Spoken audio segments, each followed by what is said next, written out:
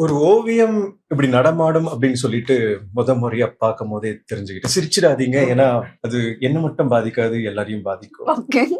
பட்டாம்பூச்சி கூட ஒரு 4-5 பூக்களை தேடிட்டு அதுக்கப்புறம் பறந்துடும். ஆனா உங்களை பார்த்தாங்க அப்படின்னா மனுஷங்க கூட பட்டாம்பூச்சியா மாறி அட்லீஸ்ட் உங்க கை அப்படி தொட்டு பார்க்கணும் கூட ஆசைப்படும். உங்க கூட சேர்ந்து பயணிக்க ஆசைப்படும். கண்ணை அப்படி சிமிட்டாதீங்க.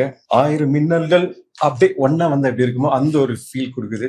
சிரிக்காதீங்க. அது அப்படியே அழகான கற்கண்டை வச்ச மாதிரி இருக்கு. எறும்புகள் கூட தேடி வந்துரும். நிறைய தோணிட்டே இருக்கு. ஓகே. தெரியுது, நிறைய சொல்லிட்டே இருக்கீங்க. ப்ரிப்பேர்டா வந்துகிட்டே இருக்கும். அது காரணம் என்னன்னா அழகான ஒரு ஓவியம், நடமாடும் ஓவியம். அழகு நிலா இரவுல தான் வரும்னு சொல்லுவாங்க. ஆனா இது பகல் டைம். ஆனா எப்படி வந்துச்சுன்னு எனக்கு தெரியல. மழையும் வெயில சேரும் போது வானவில் வரும்னு சொல்லுவாங்க. இப்போ மழை கிடையாது. ஆனா வானவில் எப்படி? நீங்க தான் சொல்லணும். தானே வந்துச்சு. I'm expecting something different from you. ஏஐல ஜெனரேட் பண்ணா ஒரு அழகான ஓவியம் மாறும். எந்த ஒரு ஜெனரேஷனும் இல்லாம இப்படி ஒரு உருவம் வந்திருக்கிறது வேற லெவலுங்க. You have to thank my dad and mom.